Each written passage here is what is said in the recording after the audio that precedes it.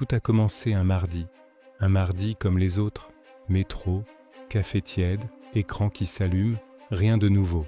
En arrivant à mon bureau, j'ai vu l'enveloppe, blanche, posée sur mon clavier, sans timbre, sans nom, juste là, comme un objet qui aurait toujours existé à cet endroit. J'ai d'abord pensé à une erreur, une blague, peut-être. Je l'ai ouverte. À l'intérieur, une seule feuille A4 et une phrase imprimée en gras, en noir. Tu aurais dû rester discret. J'ai ri. Une blague de collègue, sûrement. Mais en relisant la phrase, un détail m'a glacé. Ces mots, ils ne sortaient pas de n'importe où. Ils faisaient écho à une conversation privée, une discussion que je n'avais jamais écrite, jamais enregistrée, une conversation orale, dans une salle fermée. Mon sourire s'est évaporé. Toute la matinée, l'écran est resté flou devant mes yeux. Je repassais la scène en boucle. Cette discussion avait eu lieu 2 semaines plus tôt, tard le soir, avec un collègue de confiance. On parlait à voix basse, pas de téléphone sur la table, rien. À la pause déjeuner, j'ai tenté de sonder mes collègues. Rien. Personne n'avait rien vu. Personne n'avait touché à mon bureau. Et surtout, personne n'avait l'humour assez malsain pour ça. Les jours suivants, d'autres signes sont apparus. Subtils, mais insistants. Un dossier déplacé sur mon ordinateur, une phrase barrée dans un document partagé. Puis, un matin, un post-it jaune vif collé sur mon écran. Fais attention à ce que tu dis.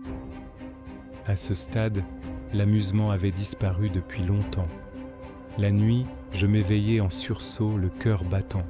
Le jour, je me surprenais à baisser la voix, à scruter les moindres bruits.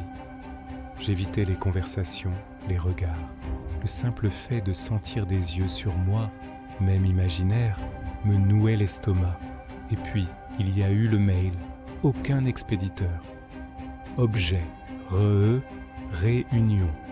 Le corps du message ne contenait qu'une seule phrase. Une phrase que j'avais prononcée à voix haute la veille en plaisantant pendant une réunion informelle. Ce n'était plus un jeu. Ce n'était plus une coïncidence. Quelqu'un m'écoutait. Vraiment. J'ai commencé à voir des ennemis partout. Mes collègues, mon manager, même mes amis. Chaque regard semblait en savoir trop long. Chaque silence devenait une accusation. Je n'osais plus parler, même chez moi dans mes 4 pièces. J'avais l'impression d'être sous cloche. J'ai fini par faire ce que je refusais de faire depuis le début. Demander de l'aide. Le service informatique a d'abord rigolé, puis ils ont fouillé. Mon poste, mon téléphone, mes accès. Le verdict, rien. Aucun spyware. Aucune intrusion visible, nettoyée. Mais alors qu'il partait, l'un d'eux s'est retourné, une question étrange dans le regard. « Dites-moi, vous utilisez souvent les salles de réunion du fond ?» J'ai hoché la tête, sans comprendre. C'est là que le sol s'est dérobé sous mes pieds.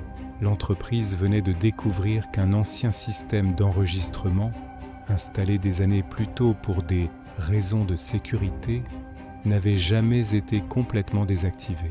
Certaines salles, dont celle du fond, captaient encore l'audio. Les fichiers étaient stockés automatiquement sur un serveur oublié, un serveur accessible à plus de monde que prévu.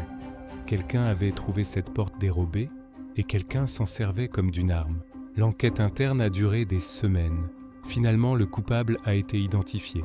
Un ancien collègue, un type frustré, mis à l'écart, qui avait conservé des accès qu'il n'aurait jamais dû avoir. Il écoutait, il notait, il intimidait, pas pour voler des secrets, pas pour l'argent, juste pour le plaisir de sentir un pouvoir, le pouvoir de savoir, le pouvoir de faire peur. Quand tout s'est terminé, j'ai respiré, un immense soulagement, mais quelque chose était cassé. J'avais appris une chose essentielle. On imagine toujours la menace comme un monstre lointain, alors qu'elle se cache souvent dans les détails les plus banals. Une salle de réunion vide, un silence un peu trop long, un bureau le jour où tu y arrives le premier. Et depuis ce jour, je fais attention. Pas par peur, mais parce que j'ai appris que les murs ont des oreilles et que parfois ils ont une très bonne mémoire.